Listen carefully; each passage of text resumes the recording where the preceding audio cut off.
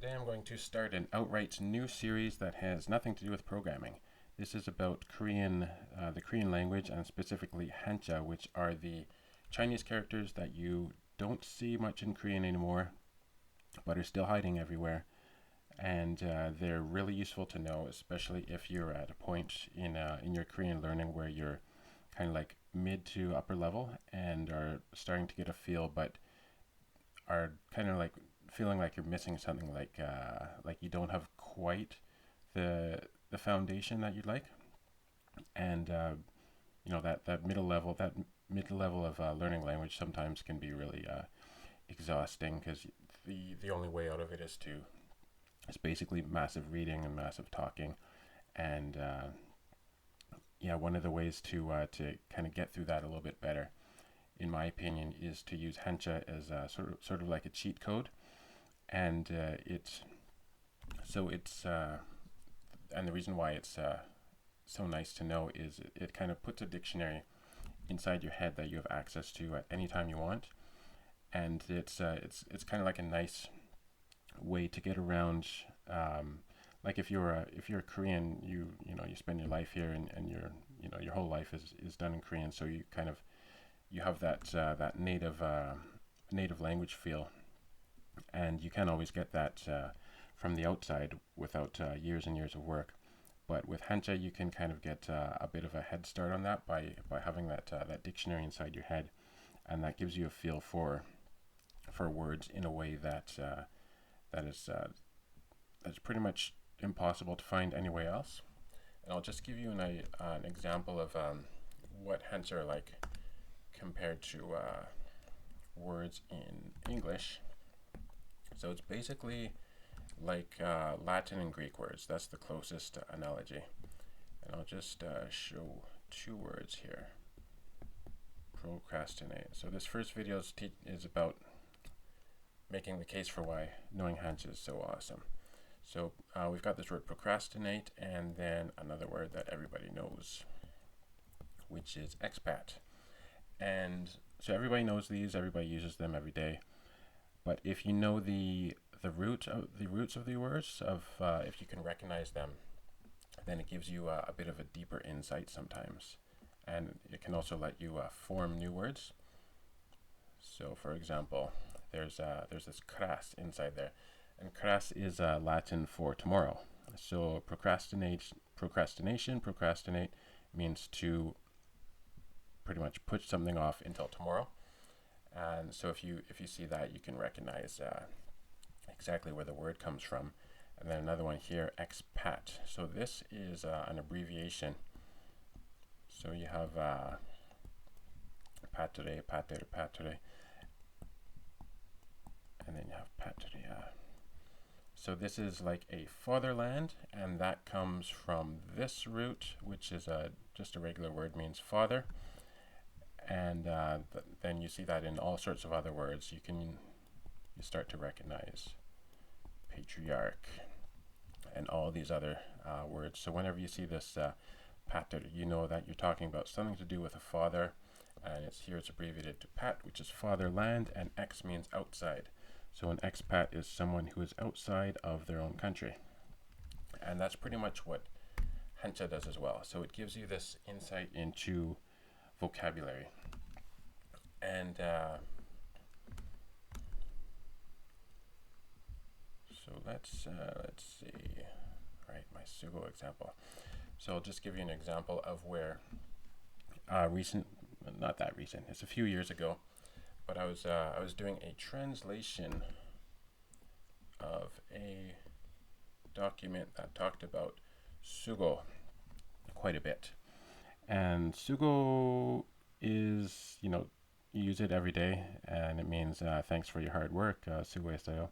But in this document, it was not talking about this kind of sugo. It was saying like sugo irjamomita. So it was talking about some sort of construction site with all these sugos that had meters.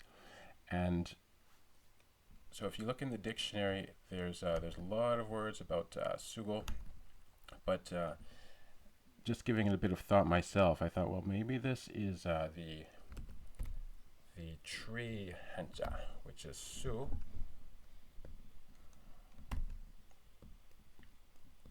which looks like this. There are a few hanjas for tree. So that's su, and then there is also go. Su, go, which turned out to be correct. And then looking a little bit further, then you can say, yeah, there it is, namoi ki, so su, go. So even before looking in the dictionary, I had an idea this is probably about tree height. And then what you can do is you can do a search for, even if it's not in the dictionary, you can do sugo, hunger, and then you can put the hanja in there as well and do a search, and then it'll probably turn up some results showing that yes, indeed, this is the right word. So hanja is really useful there. It's useful. You see it a lot in newspapers every day as well, like the basic hanja. You see them, for example, or like mi detonyo. So that is the Japanese Prime Minister and the U.S. President, and then shung whatever. Or hanir. Let's go with hanir. So this is the han for hanguk. So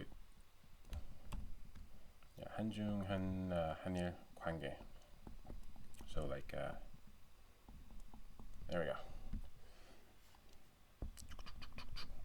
So that is Korean-Chinese relations. So in newspapers you'll see this. These show up. Also names like Moon, for example, when he was president, you would see him show up as that. So it's a way to show, to like make it stand out. So you'll definitely see that. You see them in ads a lot still, like a lot of, what happened there? A lot of puns. One really bad pun is this. I forget which ad I saw this in, but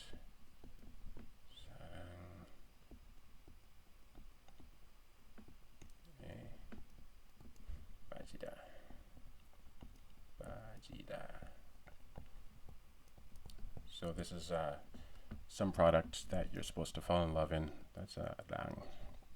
And this is this is the word for love, like ein or whatever. So sarang but this is a play on words. So it's saying fall in love. So it's these are pronounced the same in modern Korean. So it's just sticking this hanja in there to make a really bad pun. So there is that. So there's the sugo example I gave, which is nice.